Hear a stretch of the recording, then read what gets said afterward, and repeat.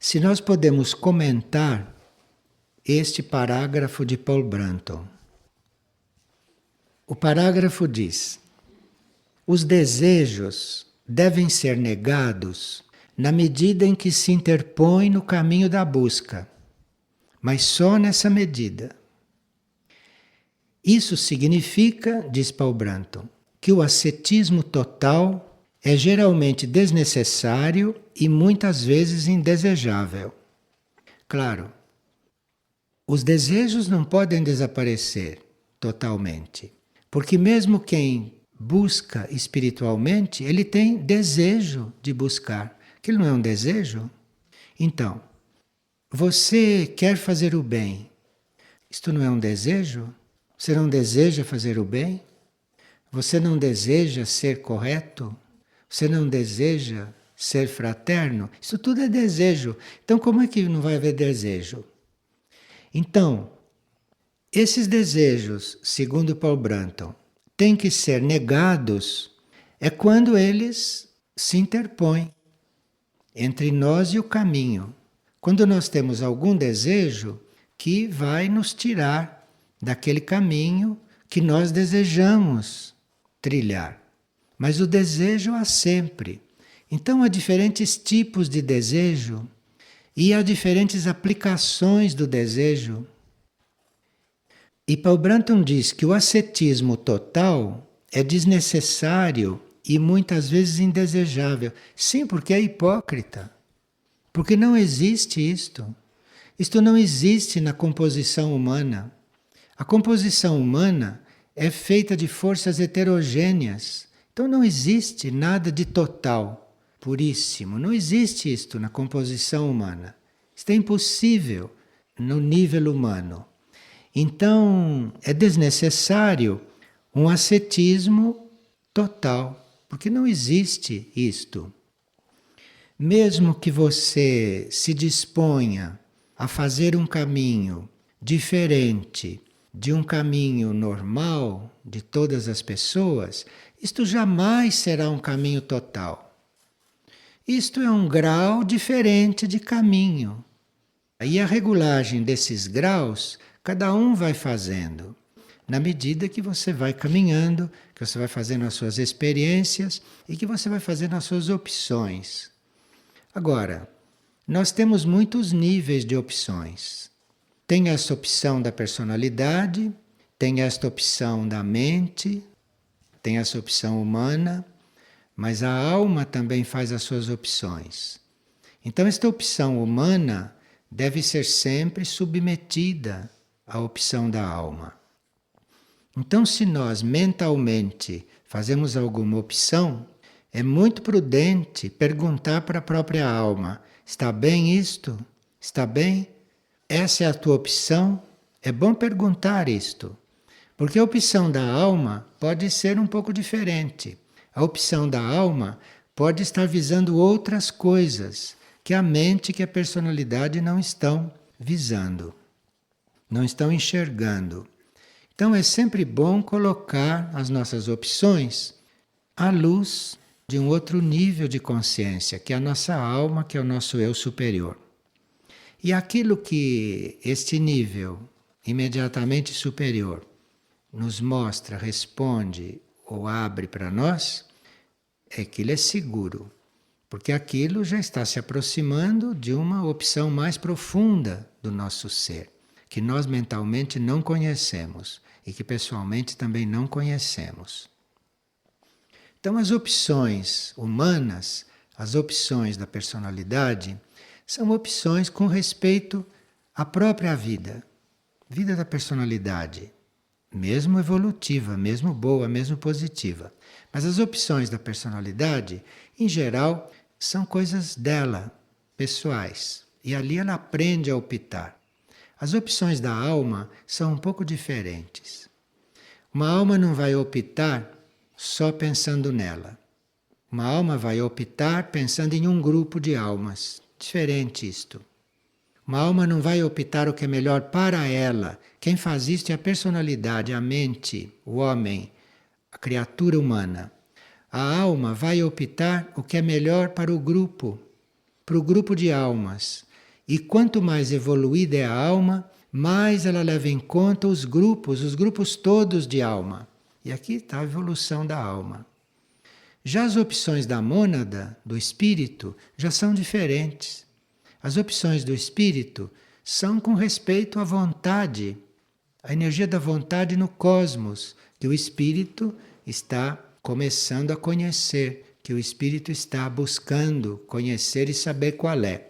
Então são níveis de opções, são níveis de vontade, são níveis, enfim, do nosso comportamento. Seria bom que a gente tivesse isto bem presente, porque com essas coisas um pouco mais amplas presente, nós não ficamos tão envolvidos com questões pequenas, com questões entre pessoas, compreende? Que representam o nível da personalidade, que representam o nível da consciência dos corpos, por exemplo, do corpo físico, do corpo emocional ou do corpo mental. Então é bom a gente ter estas coisas presentes, estas coisas em mente, para a gente ir ampliando esta nossa mentalidade e para irmos ampliando o nosso sistema, enfim, de relacionamento, que é muito importante aqui para a vida externa no plano físico.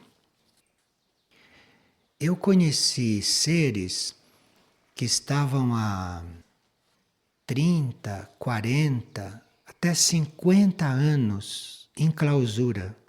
Olha, um ser para ficar 50 anos, para fazer bodas de ouro na clausura, precisa ser autêntico. E quando esse ser que tinha feito bodas de ouro na clausura conversava com alguém que vivia no mundo, ele se tornava quase igual. Ele colocava aquela pessoa do mundo totalmente à vontade. Porque se ele sugerisse para aquela pessoa do mundo que a vida dele era perfeita, porque ele já tinha bodas de ouro na clausura, e a dele era uma vida qualquer, acabou. Onde está o trabalho desse ser? E realmente não tem essa diferença. Então, as pessoas do mundo, quem não tinha 50 anos de clausura, 50 anos de clausura, naquele sentido, quer dizer passar 40 dias por ano em jejum só com água, compreende? Coisas assim, não é só coisas mentais, não. Coisas mesmo que a alma precisa estar ancorada nos corpos para a pessoa conseguir viver.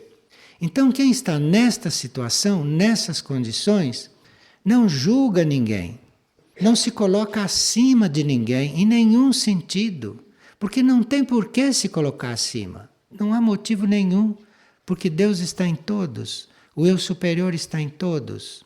Se o eu superior está se mostrando um pouco mais ou um pouco menos em um ou em outro, isto não cabe a nós não somos termômetros.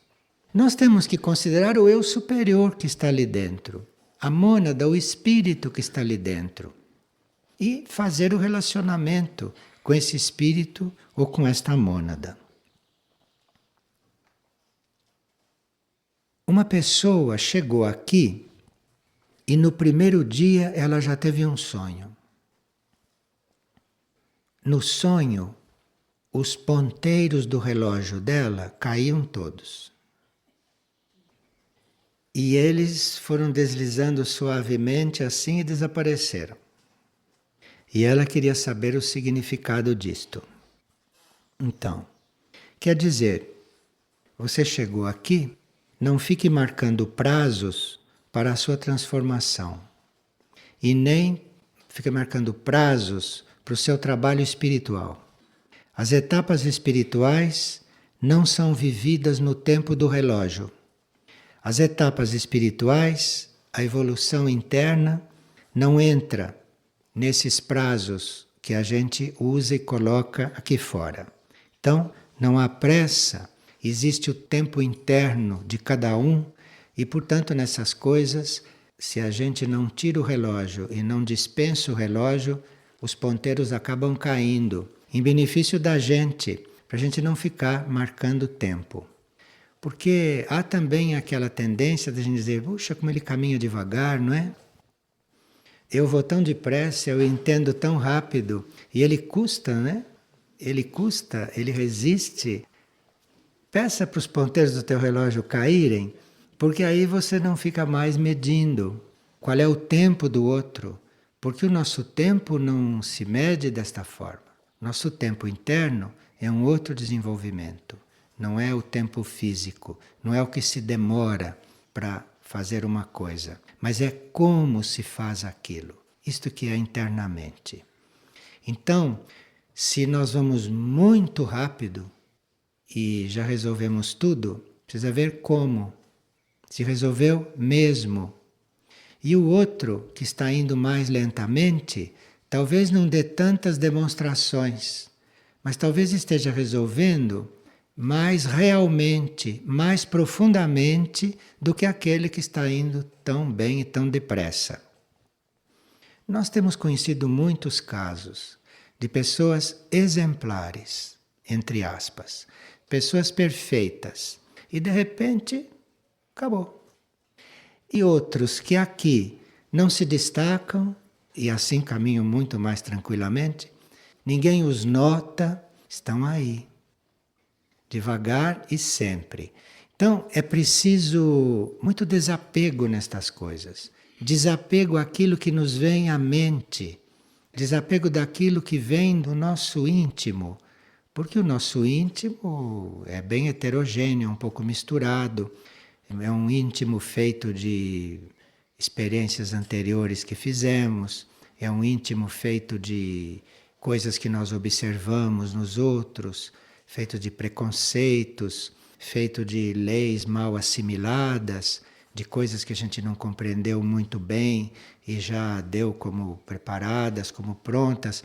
O nosso íntimo é uma coisa meio duvidosa. E nós temos que colocar isto tudo a uma outra luz, num outro plano, não? E pedir muita luz sobre esses assuntos. O nosso íntimo é aquele lugar na nossa consciência onde a gente está conscientemente. Se eu vou para o meu íntimo, isto é, eu me volto para dentro e lá encontro um grau de consciência, encontro um tipo de consciência. Aquele é o meu íntimo. E aquilo pode ir se aprofundando à medida que vou desenvolvendo. Ou aquilo pode ir também emergindo, segundo o caminho que eu estou fazendo. O nosso íntimo não se desvela totalmente. O nosso íntimo, nosso ser interno, ele vai se mostrando, ele vai emergindo. Nós vamos aprendendo a vê-lo. Mas até que a gente aprenda a vê-lo, leva um tempo. Precisa uma convivência com o nosso lado mais interno. Precisa um trabalho, precisa uma busca que nós precisamos desejar fazer. Precisamos ter a intenção de fazer e a aspiração de fazer isto.